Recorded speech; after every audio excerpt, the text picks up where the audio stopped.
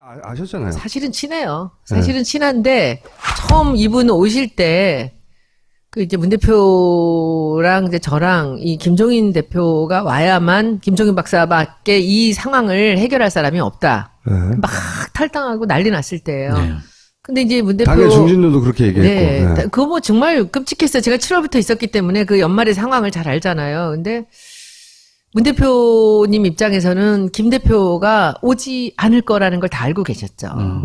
그러니까 제가 2012년도에 중반에도 제가 두 분을 한번 소개를 한 적이 있었어요. 그 다음에 비대위를 가셨고, 비대위를 가시고도 사실은 선거 직전에도 한 2주 전 정도에 그 캠프에서 팽당하셨어요. 그때 이미. 이미 예. 배설을 하기도 전에 진작에 네.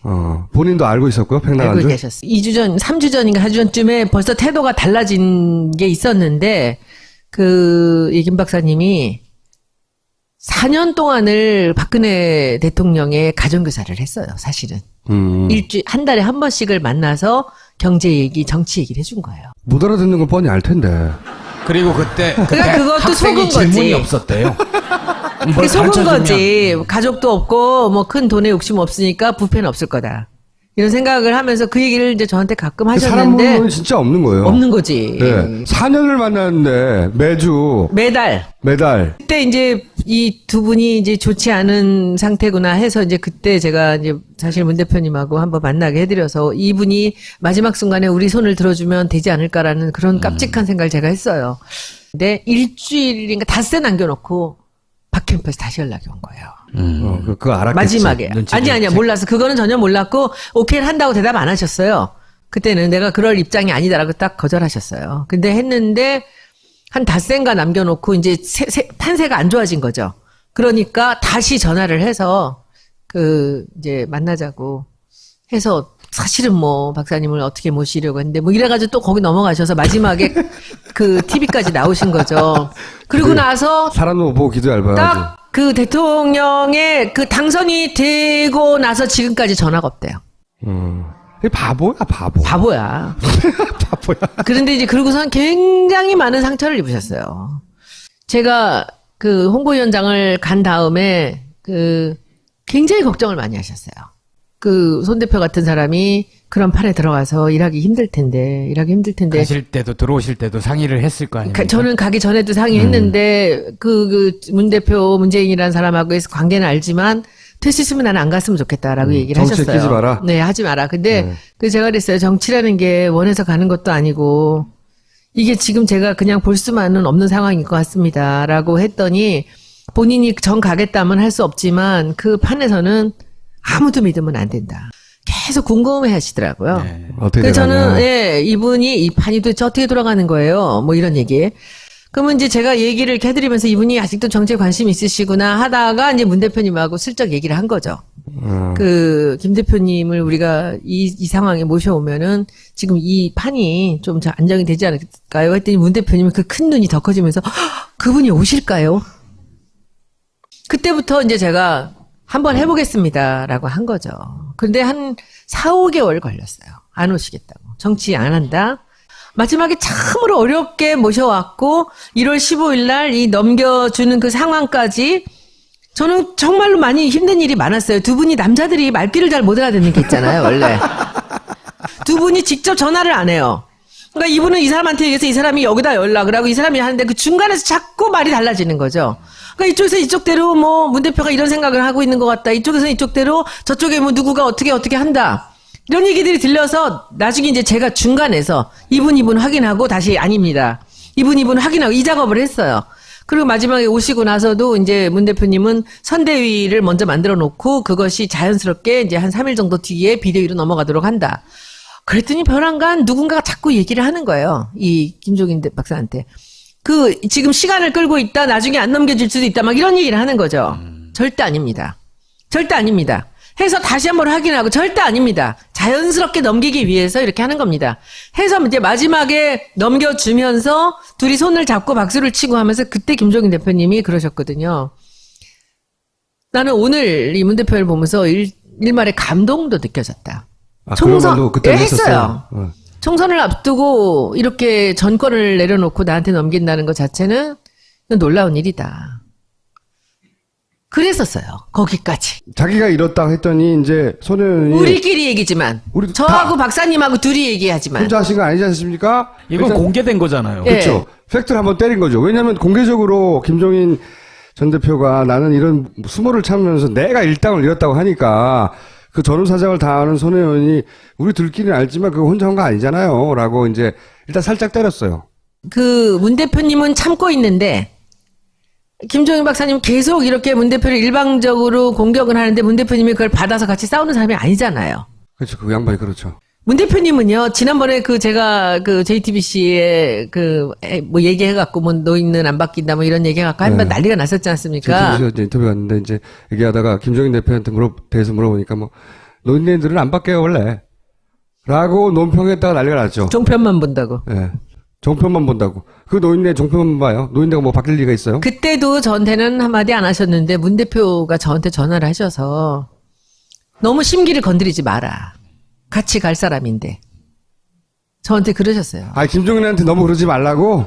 우리 당 안에 친노나 친문이라고 분류되는 사람 중에 제가 좋아하는 국회의원 한 두 사람이 별로 하고 친하지도 않아요. 그냥 소문이 나 있어 친문 성향인데 그 중에서도 굉장히 제가 좋아하는 국회의원이에요. 이 사람이 저더러 밥 먹자 그러더라고.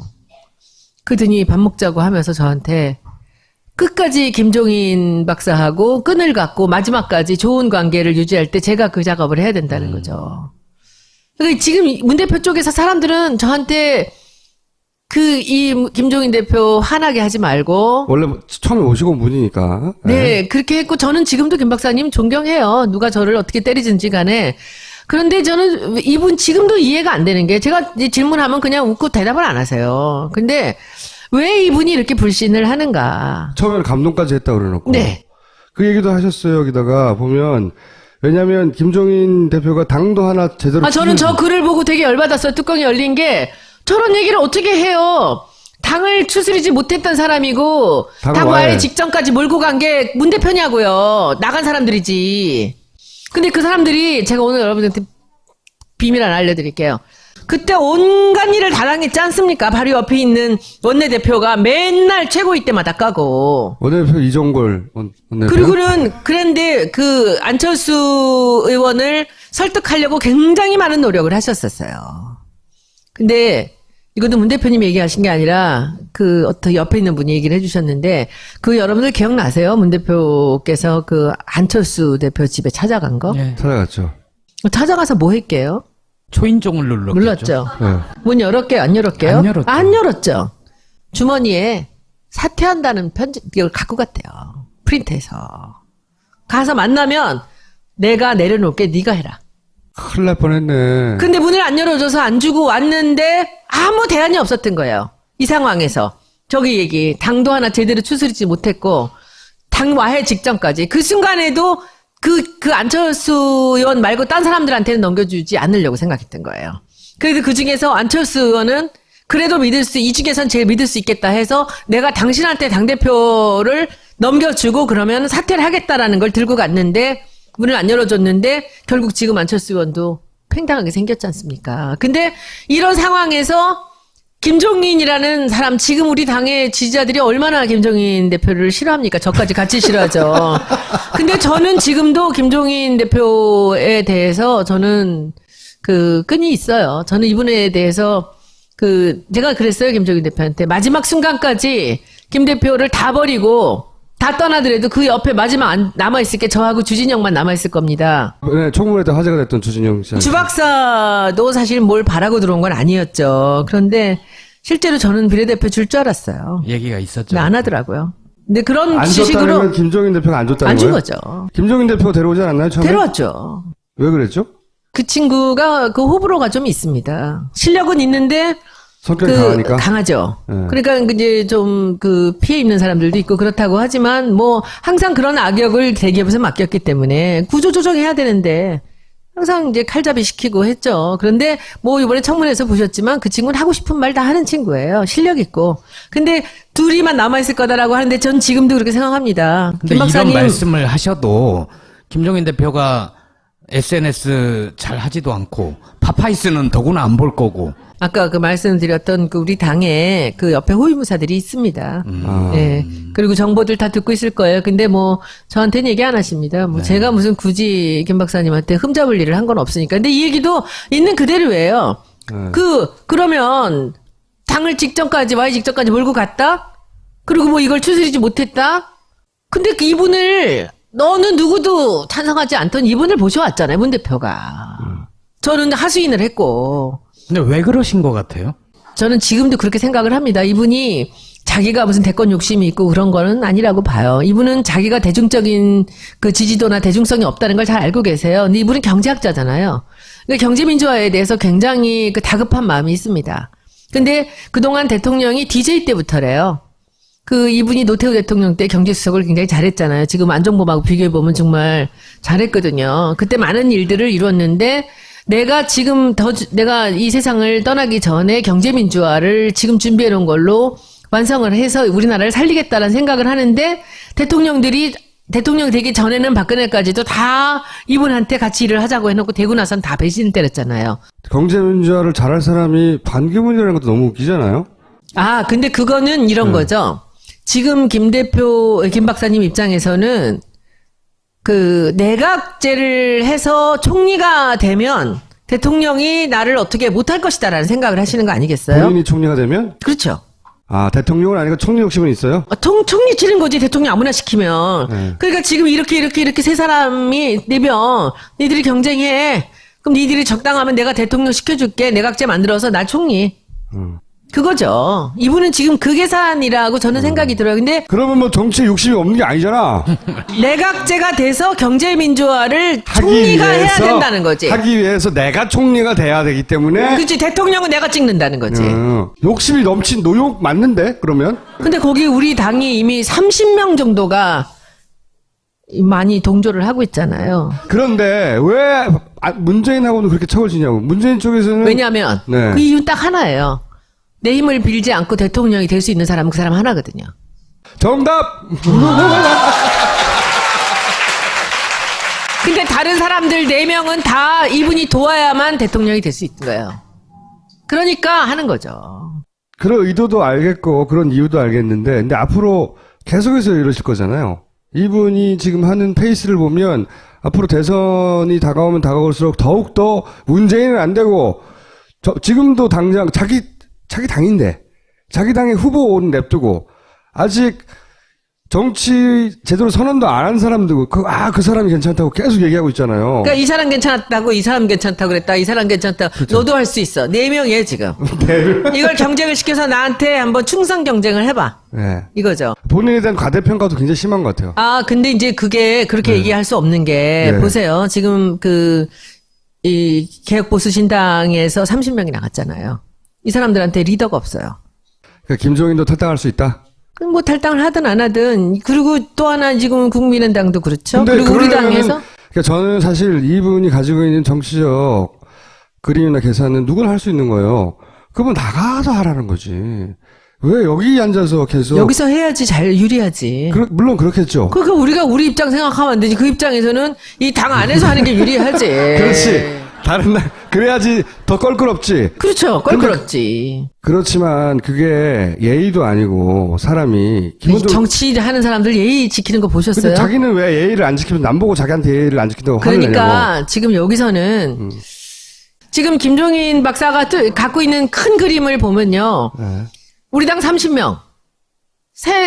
개보수 30명. 네. 그리고 국당 30명. 내가 그 개보수 하지 말라고 장재훈한테 얘기했다고. 개자가 앞에 붙으면 개 살고 개 망고. 개는 다 나쁜 거거든요.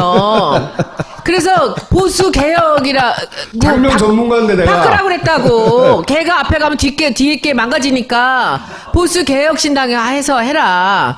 그랬더니 그거를 못 바꾼 거야. 그래서 개보수가 됐잖아요. 지금. 아무튼 민주 30, 개보수 네. 30. 30, 네. 개보수 30, 민주 30. 그리고 우리 당에 30. 90명이에요. 네. 그럼 30명 나오면 우리가 적어져요, 더. 그런 생각을 하겠죠. 하겠지. 하겠는데 그렇게 사주처럼 안 돼요. 그런데 저는 가능할 수도 있다고 생각을 합니다. 왜냐하면은 지금 개보수가 기댈 언덕이 없어요. 아니 물론 개보수가 비빌 적이 없고 그리고 김종인 대표가 내가 저거 가서 대빵할까 하는 생각을 할 수 있어요. 할 수 있는데 김종인 대표가 크게 착각하는 것은 본인이 가지고 있는 정치적 영향력이나 말빨이 자기 주변에 있는 사람만큼 전 국민한테 먹힌다는 착각을 하고 있는. 그러니까 총리지. 그러니까 아니 그리고 그러니까 야, 안 따라간다고. 나가자 그러는데 안 따라간다고. 뒤에 없어. 네. 보세요. 지금 이 우리 당에서 지금 움직이는 그 이름이 올라 있는 30명을 보면은 이 사람들 세 당 지금 30명의 공통점이 하나 있어요. 네. 문재인이 싫은 거예요. 그렇죠. 그건 당연해요. 네. 이럴 때 항상 이 당이 흔들렸거든요. 우리 당이. 네. 근데 우리 당이 지금 40%란 말이야. 제가 말씀드리고 싶은 게 그건데. 저항력이 약해졌을 때 활동을 하거든요. 그분들이 군요. 그렇지.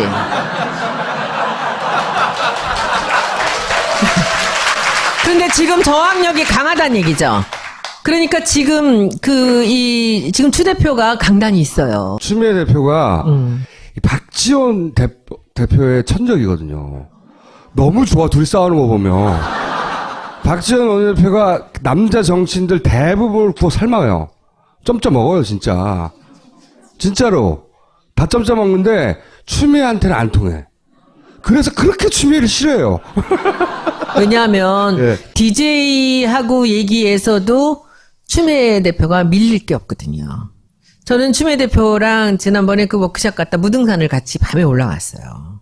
판사가 아무나 되는 건 아니잖아요. 판사 됐고 이쁘고 똑똑한데 20대에 딱 버리고 나왔잖아요. 김대중 대통령 보고. 그래서 왜 그랬냐고 제가 물었어요. 그랬더니 대답을 안 해요. 그리고 뭐라 그러냐면은 제 위에 상사가 제가 나가고 나서 2달 동안 술만 마셨대요. 이렇게 얘기를 해요. 그 상사가 너무 이뻐한 거야, 다들. 박지원 대표가 아무리 DJ를 팔아도 김홍걸 위원장이 뭐라고 얘기하면은 아버지 얘기니까 하듯이 대행하죠. 추미애 대표는 정말 그 적자 중에 적자거든요, DJ한테는. 그러니까 뭐라고 꿀릴 게 없어. 이 사람은 굉장히 뭐랄까 열등감이 없는 사람이에요. 그분의 단점도 있어요. 단점도 있는데 지금 탄핵 정을 되돌아보시면 몇 번 욕먹었잖아요. 크게.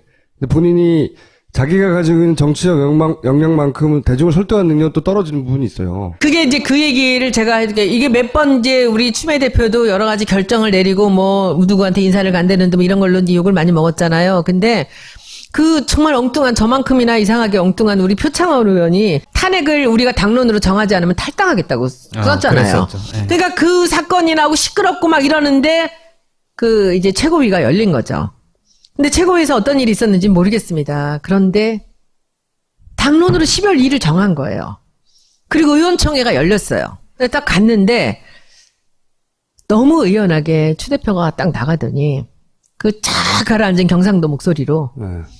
우리는 조금 전 열린 최고위에서 12월 2일 날 우리 당이 탄핵을 하는 걸로 당론을 정했습니다.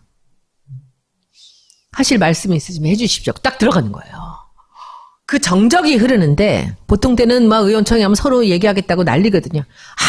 아무도 한마디도 안 하는 거야. 조용히. 제가 국회의원 되고 처음으로 손들었어요. 국회 되고 처음으로. 처음으로. 네. 제가 당에 들어온 이후로 최고의 결정을 하신 것 같습니다. 여러분들은 지금은 두려울지 모르나 우리가 이 당론으로 이렇게 정했다는 것이 나가고 나서 그게 2일날 탄핵이 되든 안 되든 우리가 이렇게 단호한 결정을 내렸다라는 것이 우리 지지자들로 하여금 우리한테 얼마나 큰 갈채를 보낼지는 지지율이 얘기해 줄 겁니다. 그리고 그날 이후로 네. 쭉쭉 올라가고 있죠. 쭉쭉 올라가기 직전에 박지원이 스텝이 꼬이기 시작한 거야. 그날 JTBC 나간 거예요. 그랬죠. 버벅거리는. 그래서 이 허둥지둥 하던 거 있잖아요. 9일로 했다가 뭐 5일로 했다가 5일이라고 뭐 나중에 막 하다가 그 다음에 9일로 하고 거기서 꼬여버린 거야. 그러니까 추미애가 저 미운 추미애가 그 결정이 그 결정. 결정적이었어요. 그랬어요. 근데 그 결정에 그 추미애 대표가 얼마나 결정적인 결단을 내렸는가를 볼 수 있고 여기에 1등 공신 누구죠? 표창원이죠. 표창원 의원한테 제가 나중에 물었어요. 표창원 의원이 그 얘기를 썼을 때 자기는 탈당하겠다라고 얘기할 때 밑에다가 제가 댓글 달았어요. 탈당할 때 동료가 필요하시면 얘기하세요. 그리고 나서 나중에 물어봤어요. 어쩌려고 그런 무서운 카드를 던져요. 그랬더니 씩 웃더니 하는 말이 저는 정치 그만하려고 그랬어요. 국회의원도 던지려고 그랬대요. 그냥 이게 뭐냐면 국민들이 이렇게 원하는데 왜 당이 움직이지 않느냐는 거지. 근데 그날 이후로 우리 당이 자신감을 찾았어요. 그래서 30 안 나간다고요. 그래서 30, 90배 안 돼. 그래서 저는 이제 여러분들한테 부탁할 거는 특히 이렇게 총수님이나 이제 이런 분들한테 부탁할 거는 이 상대가 그렇게 잔수로 이렇게 이리 치고 저리 치고 찌르고 들어올 때는 맷집이 강해서 그냥 아무렇지도 않게 넘기던지 아니면은 그냥 같이 찔러야죠. 근데 지금 같은 이런 상황에도 제가 오죽하면 제가 나섰겠습니까? 가만히 있어요. 그러면 이럴 때 이제 제가 추 대표 같은 분이 이제 해야죠. 계속 이렇게 해당 행위 하시면 안 되지요. 라는 말을 그냥 최고위에서 한번 해야지. 다른 사람이 그렇게 해당 행위 하는 그런 얘기를 뭐, 당의 후보가 되는 누구든지 간에 그렇게 그 폄하를 하고 그렇게 직설적으로 그렇게 비방을 하면 그게 있을 수 있는 일입니까? 말도 안 되죠. 네. 왜 이분이 얘기할 때는 가만히 있냐고요. 우리 당도 가만히 있고 언론은 다 싸움하는 걸 좋아해요. 언론은 뭐든지 싸워야 좋아해요. 평화로우면 기사거리 없다고 맨날 한숨 쉬고 있거든요. 꼭 그렇지는 않습니다. 기자셨구나. 깜빡했어요. 김종인 대표가 자꾸 이러는데 손혜원 의원이 그 한계점을 넘어갈 때 끝장나겠네요. 아니, 저는 이런 거예요. 만약에 저는 김 대표님이 개헌 얘기할 수 있고 내각제 얘기 다 맞는 얘기일 수도 있습니다. 그러나 문재인을 밟고 올라가려고는 하지 말란 얘기예요. 그쵸? 자기 생각 갖고 자기 이론으로 나갈 수 있는 분이잖아요. 근데 왜 그 사람 카드는 맨날 문재인이어야 되냐고요. 자기 힘으로 나가라고. 그러면. 그러니까 이분이 언론에서 좋아하는 게 이분한테 얘기시키면 계속 문재인을 까거든요. 네. 저한테 한번 그러더라고요. 나는 뭐 미련 없어요. 나는 미련 없어요. 이 당에. 뭐 나는 그만두면 떠나면 그만이고 뭐 이렇게 얘기를 해요. 그래서 내가 뭐 다 정말 쓰러져가는 당을 이제 살려놨더니 뭐 이래요. 그래서 제가 앞에서 딱 그랬어요. 박사님 꼭 그렇게만 얘기하실 수 없는 게 박사님도 박근혜 비대위원으로 정치 인생 마감하셨는데 지금 야당 대표하셨지 않습니까? 지금 정점 찍으시지 않았습니까? 혼자만 뭔가를 베풀었다고 생각하시면 안 되죠. 문 대표 때문에 정치인으로서 최고의 자리에 가지 않으셨습니까? 그리고 총선을 진두지휘하셨고 그래도 저는 지금도 정청래 의원 공천 탈락은 저는 이해할 수 없습니다만 그러면 그냥 웃으세요. 저는 사실 김종인 대표한테 제가 어긋나기 시작한 게 정청래 의원 공천 탈락입니다. 그때 저는 사실 참을 수가 없어요. 저는 제가 그날 당일날 아침까지 문자를 넣었어요. 정청래 공천 탈락이란 소문이 자꾸 나길래 박사님 정청래는 자르시면 안 됩니다. 정청래한테는 이 젊은이들의 아주 이 지지자들이 많은 사람들이 따라붙어 있기 때문에 안 됩니다. 그런 일 없습니다. 이러셨어요. 근데 그렇게 되고 나서 이제 제가 당에 안 나가기 시작했어요. 홍보위원장이었잖아요. 그러다가 엉뚱하게 이 사람도 저 책임이 있어. 저는 마지막 질문 하나 드릴게요. 김종인 대표가 저렇게 개헌 깃발 들고 저러는데 대선 전에 개헌이 가능할 거라고 보고 그러는 겁니까? 가능하지 않은 줄은 본인도 알지 알죠? 않으실까요? 네.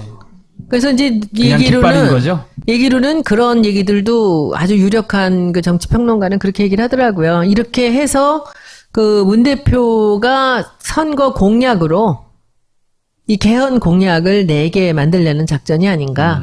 그런 거죠. 예. 네, 그런 얘기들도 하는데 저는 뭐 잘 모르겠습니다. 거기까지는. 박지원 원내대표의 천적이 추미애였듯이 김종인 전 대표의 천적은 사실은 손혜원 의원이 아니에요. 저는 좋아합니다. 김 박사님. 아니, 조언을 계속 하면서 아닌 건 아닌 거죠. 제 말이 그거예요. 예.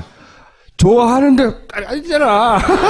아니요, 저는 김 박사님이 본인의 소신으로, 본인의 이론으로, 본인의 그 경제 능력과 정치 능력으로 저는 좋은 사람들하고 모아서 본인의 뜻을 이룰 수 있을 수도 있다고 생각합니다. 그러나 문재인을 밟고 가지는 마십시오라고 말씀드리고 저는 떠납니다. 네, 감사합니다.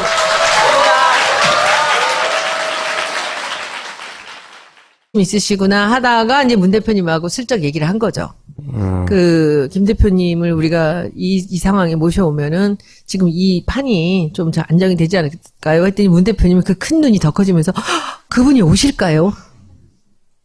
그때부터 이제 제가 한번 해보겠습니다라고 한 거죠. 근데 한 4, 5개월 걸렸어요. 안 오시겠다고. 정치 안 한다. 마지막에 참으로 어렵게 모셔왔고 1월 15일 날 이 넘겨주는 그 상황까지 저는 정말로 많이 힘든 일이 많았어요. 두 분이 남자들이 말귀를 잘 못 알아듣는 게 있잖아요, 원래. 두 분이 직접 전화를 안 해요. 그러니까 이분은 이 사람한테 얘기해서 이 사람이 여기다 연락을 하고 이 사람이 하는데 그 중간에서 자꾸 말이 달라지는 거죠. 그러니까 이쪽에서 이쪽대로 뭐 문 대표가 이런 생각을 하고 있는 것 같다. 이쪽에서 이쪽대로 저쪽에 뭐 누구가 어떻게 한다. 이런 얘기들이 들려서 나중에 이제 제가 중간에서 이분 확인하고 다시 아닙니다. 이분 확인하고 이 작업을 했어요. 그리고 마지막에 오시고 나서도 이제 문 대표님은 선대위를 먼저 만들어 놓고 그것이 자연스럽게 이제 한 3일 정도 한 달에 한 번씩을 만나서 경제 얘기, 정치 얘기를 해준 거예요. 못 알아듣는 건 뻔히 알 텐데. 그리고 그때 그러니까 그것도 학생이 속은 거지. 질문이 없었대요. 그게 속은 거지. 가족도 없고 뭐 큰 돈에 욕심 없으니까 부패는 없을 거다. 이런 생각을 하면서 그 얘기를 이제 저한테 가끔 사람 하셨는데 보는 진짜 없는 거예요. 없는 거지. 네. 4년을 만났는데 매주 매달. 그때 이제 이 두 분이 이제 좋지 않은 상태구나 해서 이제 그때 제가 이제 사실 문 대표님하고 한번 만나게 해드려서 이분이 마지막 순간에 우리 손을 들어주면 되지 않을까라는 그런 깜찍한 생각을 제가 했어요. 근데 일주일인가 닷새 남겨놓고 박캠프에서 다시 연락이 온 거예요. 그거 알았겠지. 마지막에. 아니야. 몰라서. 그거는 전혀 몰랐고, 오케이를 한다고 대답 안 하셨어요. 그때는 내가 그럴 입장이 아니다라고 딱 거절하셨어요. 근데 했는데, 한 닷새인가 남겨놓고, 이제 판세가 안 좋아진 거죠. 그러니까 다시 전화를 해서, 이제 만나자고 해서, 사실은 뭐, 박사님을 어떻게 모시려고 했는데, 뭐 이래가지고 또 거기 넘어가셔서, 뒤에 비대위로 넘어가도록 한다. 그랬더니 벼랑간 누군가가 자꾸 얘기를 하는 거예요. 이 김종인 박사한테.